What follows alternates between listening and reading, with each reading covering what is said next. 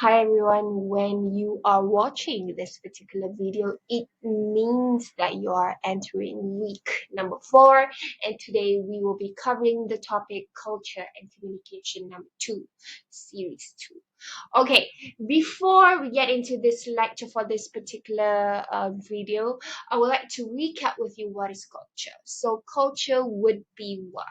A shade of the same behavior, same patterns of behavior between a group in a group. Yeah, that's a culture. So culture can be anything. Culture is not restricted to only a racial context. For example, I'm a Malay woman, so I practice Malay culture. You're a Chinese individual, you will practice Chinese culture. Person C is an Indian, so he or she will practice an Indian culture. It's not restricted through a racial context only, but it can be anything. So for example, culture between family, okay, because we in a society, we are being brought up differently. Different family have different ways of bringing up their children as well. So some family will communicate, their communications between family members would be much more close knitted. Some family members only, their culture is just to see each other on important occasions only. So it depends, and that would be family culture between family communication. Or how about culture in the workplace? The way, the same place that you work with, the colleagues that you have, or culture in Taylor's University. What is the culture? The culture is much more different compared to other universities as well, and so forth. Okay, with that, it is important that culture and communication is always interrelated in any way. So when you want to communicate with another culture, you have to have communication skills. So that's how it is related. Okay, with that, I would like to go to my first slide, which is what is communication.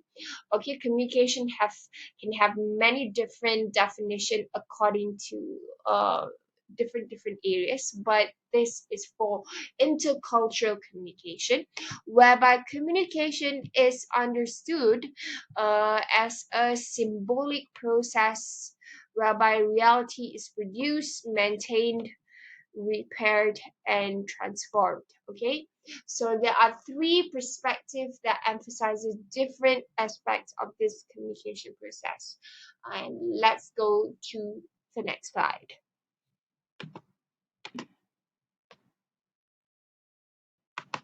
Okay, number one, the first perspective would be a social science perspective. Remember chapter 2, whereby there are three approaches to actually learn intercultural communication, which is the first one, social science. The second one would be interpretative. Third one will be critical. So we will go the definition of communication within these three approaches. Okay. The first one would be social science perspective, which emphasizes the various components of communication: sender, receiver, message, channel, and context. This perspective also emphasizes that communication tends to be patterned and therefore can be predicted. So, in a social science perspective, it is predictable, whereby if you send a message to a person, yeah, that's the right sentence, uh the person will listen. Okay, so for example, it's predictable that if you talk to your mother and you are crying, you're having a problem, like your mother would be listening to you because she's concerned, because she cares for you, and so forth. That would be predictable. Your mother might want to listen to your problems, but if you talk to a stranger about your personal issues, they'll be like, who are you? Yeah. Okay. So this tradition, yeah, like I mentioned, the nature of relationship, it depends on what kind of message that you want to give to a person. So when we talk about how the communication process works, let's go through our figure right here on screen, whereby sender would be the person who sends the message. Okay. So we have the word encoding. Encoding would be the sender gathers their thoughts into a particular idea and words, and it is being encoded, and it is being translated as a message, as an idea, and it will be delivered as a message. And the receiver, person B, who receives the message, would be the receiver. Okay, he or she will interpret, that will be decode according to his or her interpretation. Okay, then the receiver will send the feedback to the sender right here. Okay, receiver send feedback to the sender, indicating that he or she understands the message or not. So, for example, okay, so if you tell your mother you are breaking up, you just broke up with your boyfriend, and your mother knows your boyfriend, you always bring your boyfriend, to see your mom and stuff. So when you say you're very sad, you're crying, it gives a message. Okay, it gives a message that you are sad. You are sending the message to the receiver, which is your mom, that you are sad. That's the message. And your mom will give a feedback, like hugging you or saying it's okay, understanding. So that is how communication process works. Somebody needs to respond to you, so that's why it is predictable. Okay, you know that, one way or another, people will respond to you. So that's why sometimes if people don't listen to you and you shout out loud and people listen to you, so it's predictable, people will listen to you, on how you deliver your message. That's number one.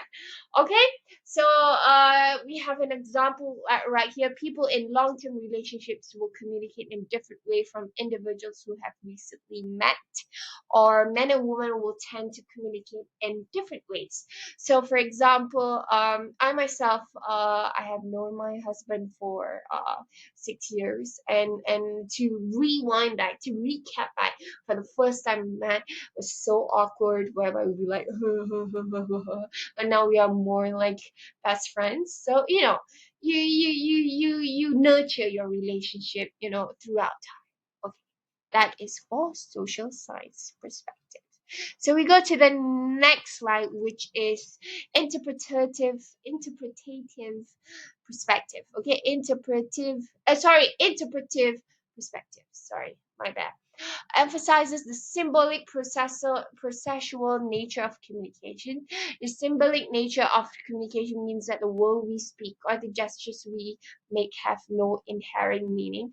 Rather they gain their significance from an agreed upon meaning. When we use symbols to communicate, we assume that the other person shares our symbol system. Also, these symbolic meanings are also conveyed both verbally and non-verbally. Thousands of non-verbal behavior also involve shared meanings. So when you communicate between another culture, so make sure to also, in this definition of perspective, which is the interpretive perspective, make sure that when your gestures, your posture, how you stand when you receive a message, your eye contact, your facial expression, shared meaning. So for example, if you come and tell me, as a student, and I'm being the lecturer and so forth, saying that, hey, Hottest, I don't want to, submit unknown culture report. What do I get? 20%. So what? So by your facial expression, by your tone of voice, I'll be like, oh, okay, okay, okay. He is not interested, she's not interested in my assignment, so it's okay. I will I will do something about it. Or if you say hi Hannes, hi Miss Hannes, or things like hi Mrs. Hannes, I will do the report and submit it on time. That is mocking as well. So your how you deliver your message, your face says a lot of says a lot about who you are when you deliver your message. So be careful on that. Okay, that's number two. Number three would be, oh, okay, so we have, sorry, before we go to number three, let's take an example, the message here. Let me highlight it for you. I love you. I love you. When you say I love you, okay, it has so many different meanings according to the person that you're saying it to. So for example, I feel guilty about what I did last night with you. So for example, so you have that kind of tone. You can, if you know the person well, you can actually catch what the person meant. So you can actually tell something's wrong, so you ask, what do you mean you love me? So things like that. Or you say, I have a good time when I'm with you. I love you. I love you. So the way you say this sentence actually describe what you're saying. Okay. And when we communicate, we assume that the other person takes the meaning that we intend. It is more likely when individuals come from different cultural backgrounds, they interpret it differently. So make sure to check and recheck whether person A or person B that you're saying your message to understand what you meant. So never assume, because us women always assume, oh, he knows, so I'm gonna wait. But at the end of the day, you won't be getting any present, or a man, for instance.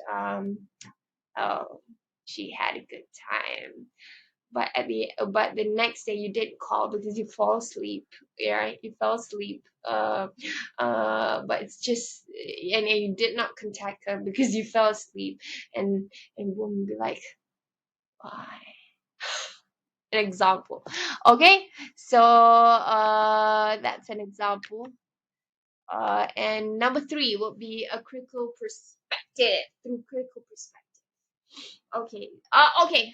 Before critical perspective, I want to give an example of the interpretive perspective. So, for example, you said you had a good time on a date, right? Then the boy will say, "I had a good time. I will call you." So then he fell asleep. Okay. Then the girl will be like, "Hi, he likes me." And then the guy will be like, I fall asleep, so tiring. You played game and you did not contact her until you met her on campus, and then they're like, "Oh, how are you?" And the girl will be like, "Oh, and be sulking and things like that. So it's sometimes the way you communicate your message. So make sure to be very clear on that. Okay, and with that we continue on to the third one, which is a critical perspective. So the critical perspective emphasizes the importance of societal forces in the communication process. That is that all voices and symbols are not equal.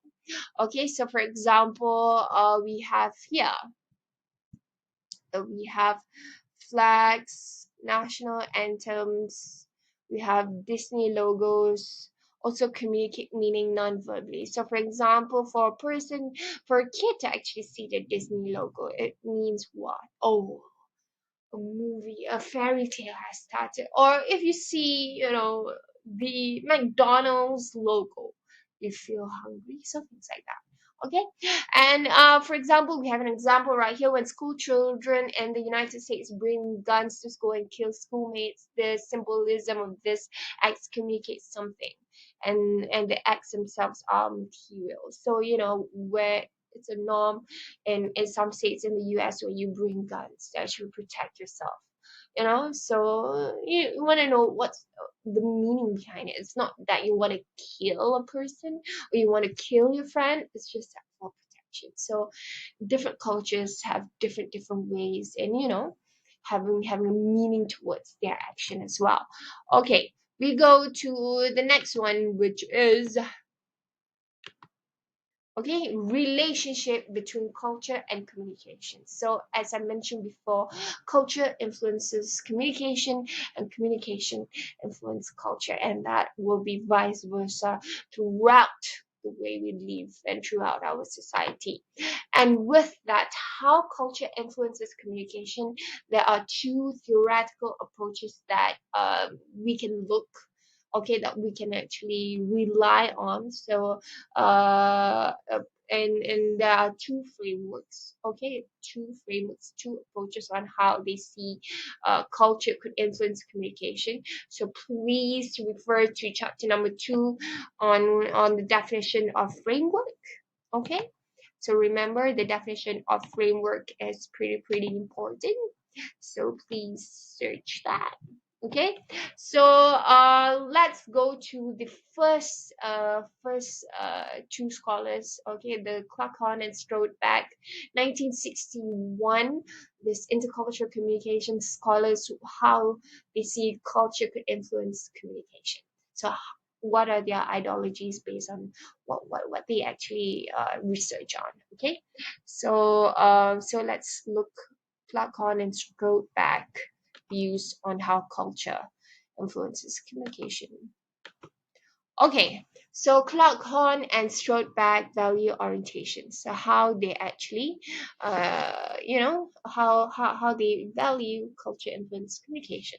So let's read up the slides together. So researchers Florence Clarkon and Fred Strodeback studied contemporary Dye, Navajo, and descendants of Spanish colonists and European Americans in Southwest. So they study about Spanish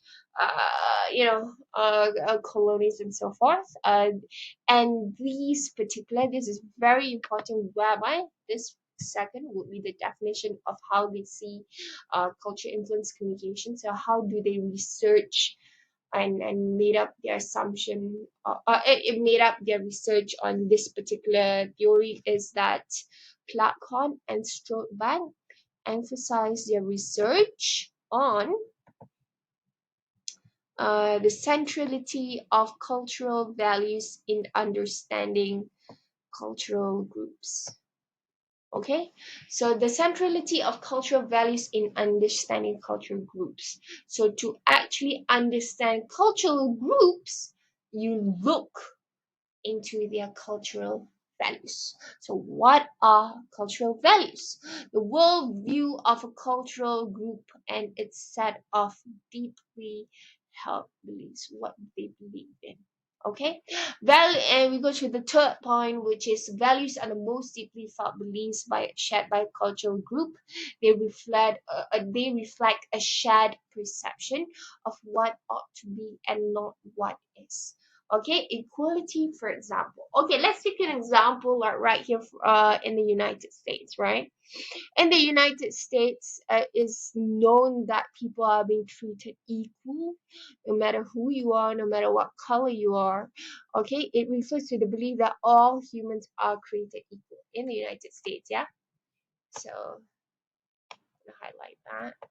Even though we must acknowledge that in reality there are many disparities, and it's some can be true, some is not true as well. So there's still racial tension in the United States as well. So yeah, that is a belief. Okay, and let's go to the elements of how Clarkon and Strodeback value orientations in a cultural group. Okay, okay. So how they value orientation is based on one, two. Let me zoom that for you. Okay, human nature, relationship between humans and nature, how they value, okay, how they value a cultural group based on this one, two, one, okay, sorry, one, two, three, four, five. Five factors. Okay, human nature, relationship between humans and nature, relationship between humans, preferred personality, and time orientation. So let's go one by one. Okay. So the first one will be human nature. Okay, human nature. So we have three range of values that Clark Hahn and Strobeck sees how a cultural group reacts towards human nature. Okay, so the first orientation would be a belief in the fundamental goodness of human nature, whereby the first orientation emphasized rehabilitating violators of the law. So anybody who actually, in some countries, who or some group of community who does who violates the law and so forth, the first orientation believed, this group of society believed that people who does mistakes can actually join with society when they have gone to jail. Okay, so you can become a contributing citizen later on, so they give a good chance. So it's basically good, the first orientation. So in terms of human nature on second orientation, how, because different culture have different practices, so we have to look on different ways of seeing cultures. So second orientation would be a perception of combination of goodness and evil and human nature. Consider the increase in strikes legislation and the lack of interest in rehabilitation and reform. Some countries, when you do mistakes, they have the clause that you can do mistakes up to three times. After you hit three, then they will act upon you. So a combination of good and evil as well. They give you chance, but you can actually do again. So a combination of good and evil. And the third one would be basically evil, whereby human nature is essentially live, whereby the third way of looking at human nature, whereby in a particular society, especially who practices what we call the hudud law. Okay, hudud law is being practiced in Islamic countries, solely Islamic countries, whereby if you steal, right, your hands will be chopped by the authorities. Mostly, especially in these strict Arab countries. Yeah. Correct me if I'm wrong. For example, if you are caught kissing between a person who is not your wife or your husband, you will be stoned to death. So that's another example. Okay, so there is that kind of group in society there is in the world. Yeah, so we need to open our minds to that. Okay. And the second factor by our scholars would be relationships. They look onto relationships between human and nature, whereby on the first outlook, whereby human dominates nature. So, for example, a Canadian would be really, really concerned about. It's very well known that Canadian is such a concerned citizen on their environment, clean air, clean water, being happy, free from pollution, so forth. Second orientation would be domination, nature over humans, because sometimes there's different cultural groups that doesn't approve of having so many offsprings in a community, but sometimes there are other cultural groups that approve that. So for example, number of group of children that are born naturally. So for example, in a Malay culture, it's okay to have it is not restricted that you need to have only two kids. If God gives you, God gives you the opportunity to have more kids, then that's a great gift from God. That is what Malay culture, practices. So share with me, what are the culture practices? Do you have like a certain restriction if you want to have children? your culture say you can only have one or two. Yeah, share with me. Okay, and the many Arab groups also emphasize both harmony and domination of nature, whereby they you know uh it's good that you protect your environment, and it's good as well you don't uh you don't restrict on the number of children that you're gonna have. Yeah. And we go to the next one, which is the third one, relationship between humans. Okay. And before I go on to the third one, if you don't understand, please drop me a question in Facebook or WhatsApp me or ask me on Times. Okay. Going to the third one, which is relationship between humans. Okay, some cultural group value individualism, some others are more group oriented. So it depends on different cultural groups, whereby individualism, they emphasize on individuals rather on families. Okay, so and when we talk about relationship between humans, right? Values may be also related to economic status or rural urban distinction. So, for example, right here, working class to be more collective, and they donate their time at any, they donate their time and and money to help others. So when we talk about working class, will be people who are not that wealthy, but who work hard towards what they want.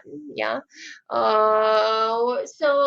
They I would say this particular sentence is true, whereby if you can see around KL, or people who actually work, they don't have much to spend. If they see people who are in need, on the streets, they will, donate 5 ringgit or 10 ringgit, or based on what they actually could afford on to donate to the person in need. So yeah, so because they know the struggle in life.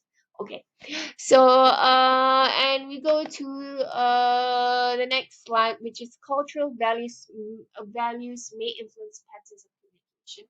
So, for example, in terms of individualism or individualistic, it favors direct forms of communication, especially Europeans or people from Western countries favor direct form of communication, whereby if you don't agree, you say it on the face. You don't, talk back at the end of the day, and people, other people will be gossiping that, oh, you are talking about blah blah blah blah. People from Western countries are not interested in that. If you don't like them, you say it on their face. Or if you don't agree with them, you say it. Then we could actually resolve that particular issue. But in terms of collectivism or collectivistic groups, it favors less direct form of communication, where they would like to avoid conflict resolution.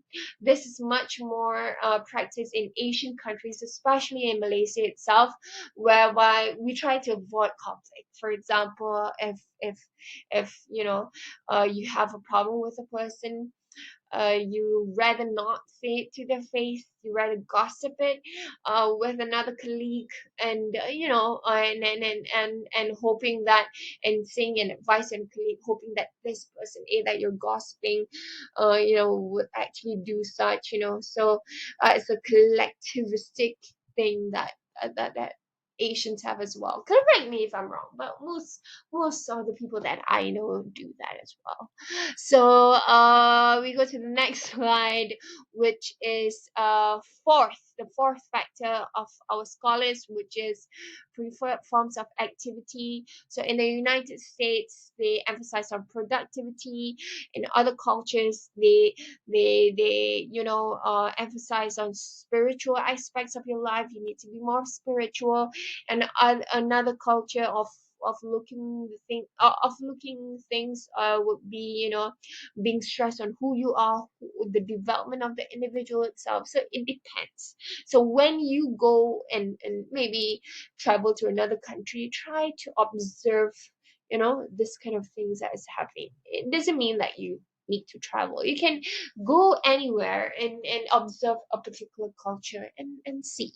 Okay, and we go to the fifth one, last but not least, would be orientation to time, whereby first one would be first orientation, depositing money in retirement accounts. Some culture value, they are very future oriented. They keep their money. The second of how other cultures look at orientation to time, which is you need to live fully now. So, for example, if you have so much money, you spend now because you don't know what might happen later. The third one would be believing that knowledge and awareness of history has something to contribute to an understanding of contemporary life. So, sometimes you look back, okay? You look back. Sometimes other culture, they look back who they were, who their ancestors were, and with that, who it made up to who they are today. So different people have different ways, in different culture have different ways of thinking all these five elements together. So always observe. Okay, and with that, everybody okay? Hoping that everybody is okay. If so, let's continue to the next slide. Okay, Hofstede values orientation. Okay, this would be another scholar who looks onto how culture influences communication. So Hofstede did an extension of what Clark Horn and Strodeback mentioned earlier. Okay, so whereby he examined, let me get my highlighter. He examined value differences among national societies. Marcon is strode back within cultural groups. Hofstede is national societies. Okay, value differences among national societies. And he identified five areas of common problem. Okay, so we go to the next one. Okay, let's zoom in.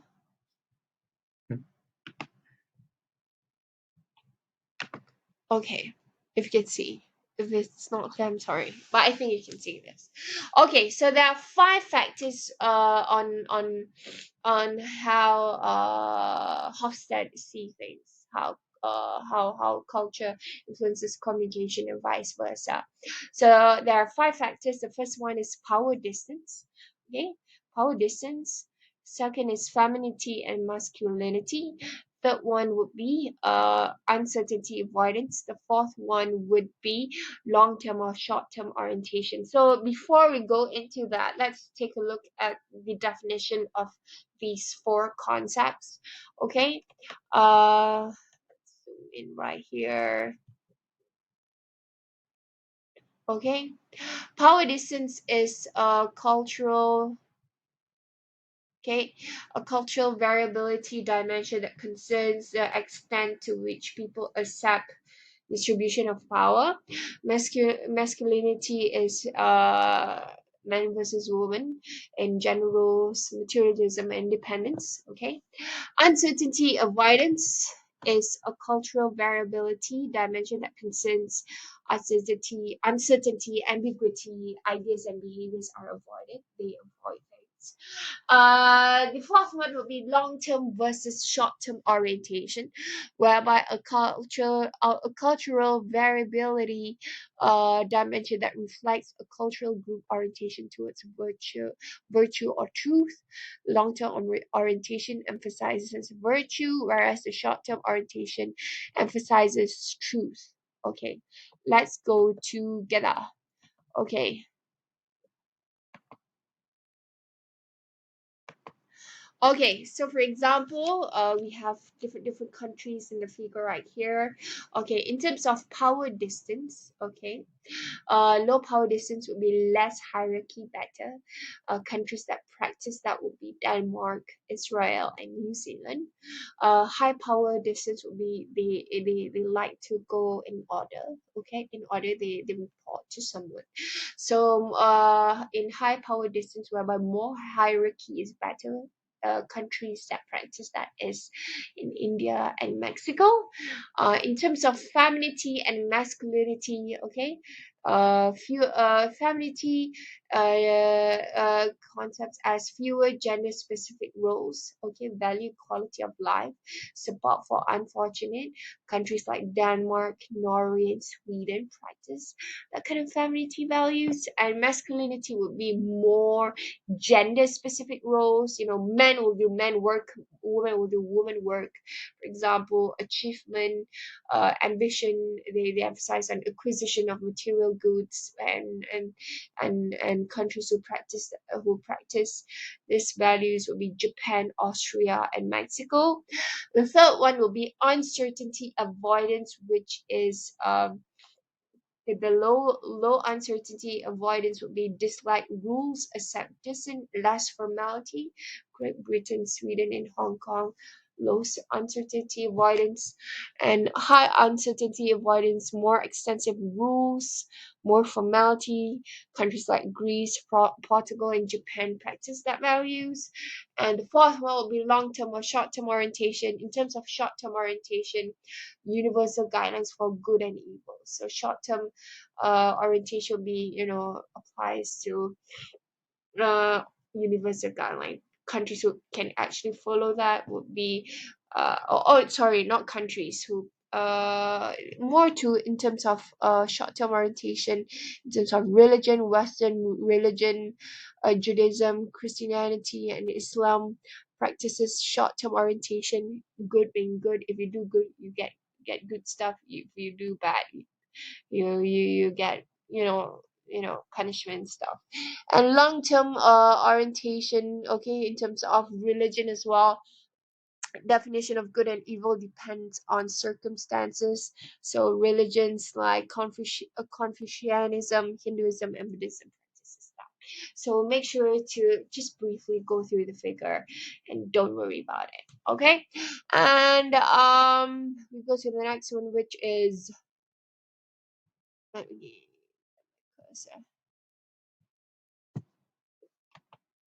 okay, relationship between communication and context. Okay, so context typically is created by the physical and social aspects of the situation in which communication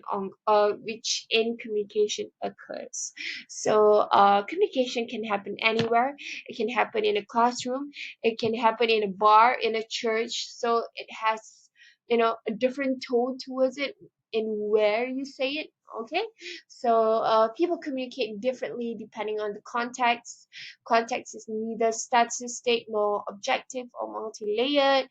Context may consist of social, political, and historical structures in which the communication occurs. So it depends on where you communicate. So it is interrelated with the message that you want to bring as well. So for example, if you're in a church, you need to respect yeah, Christianity, and be acceptive of the values there, because you are there. You don't want to say bad stuff. You're in a church or religious institution, so you have to be careful on things that you say. Okay, so and the next one would be relationship between communication and power. Power is pervasive in communication interactions, although it is not always evidence or obvious how power influences communication or what kind of meanings are instructed. So sometimes we think when we communicate between one other person, okay, we are equals, but actually we're not. Okay, because sometimes if we know the background of the person, and the person comes from a little bit a background of which it's much more is much more lower than you are, for example, okay, you might think less of him, and the way you communicate towards them will be much more different. You're like, you have your arms crossed, you're like that's a relationship between communication and power. Sometimes it gives out that vibe. Okay, so for example, for a person, let me give you an example as simple as this. you're a Taylor's university student.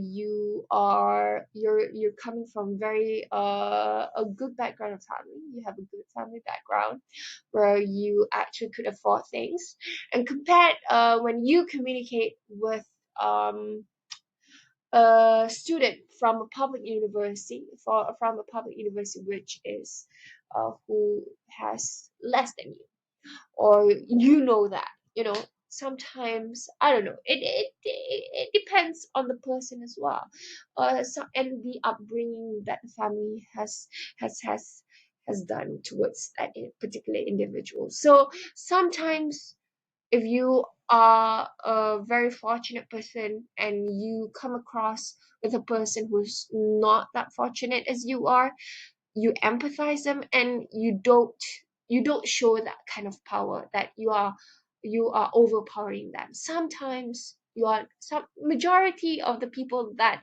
I work with or that I know are not like that, and they are coming from such wealthy families. So some people have that as well. Okay, some people who have more than enough, when they communicate with another different person, they actually have that vibe, that I'm a wealthy person vibe. So try to empathize people when they are less fortunate than you. Okay, that's for this particular slide. Okay, and there are two level groups of related power. First, age, ethnicity, and gender. Okay, and the secondary dimensions would be educational background, geographic location, marital status, social economic status, so forth. Okay, so for example, I have a PhD qualification, and how do I communicate with people who is still studying? Do I have to be much more intellectual, or do I have to be more I have a vision stuff? No. So you try and communicate better, and try to be on the same page with people who talk to you, and empathize them, and share a common ground with them. That's very important. And an example right here, last example of the slides. Okay, power is dynamic. It is not a simple one-way position. Okay, for example, students may leave a classroom at any time during class period, or they may carry on a conversation while the professor is speaking, thus weakening the professor's power over them. So that's why when you are in lectures, right, when you talk, lecturers will be like, they'll be, they have this, they'll be like agitated, they'll be like, because when they're talking, there's the power over the students are lessened. So try not to talk when lecturers are talking, friend. Just try to absorb if you can. Okay, and they may also refuse to accept a grade a grievance with university administration to have the grade change. Okay, so for example, you go through this particular you go through a particular subject, not this particular subject, and you like the lecturer, and thing goes well for you throughout the semester, but at the end of the semester you fail the subject. For example, okay, this is just an example. And you test the lecturer by saying and submitting a form saying that I don't oh no, no, the lecturer did not fail you. Let's change the example. The lecturer, you have good relationship with the lecturer, then the lecturer gave you B, but you wanted an A. Yeah, that's an example, a good example. Okay, and you submit a form saying that you have to recheck my paper, and to give me an A. So that kind of, that is a power that you have as a student, so to change the way things are. So communication and power, it goes hand in hand. So yeah, that's about it for this lecture. So make sure to use your power, right? to use the power that you have sufficiently and effectively, if you have power, which you have.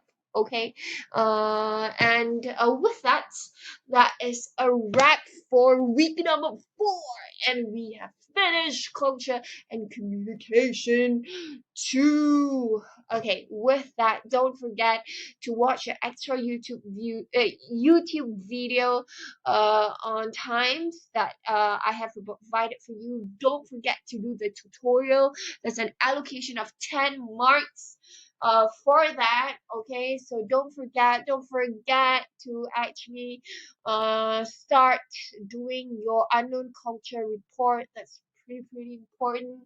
And with that, people, I wrap our video lecture for today. See you week 5. Bye bye. Stay safe.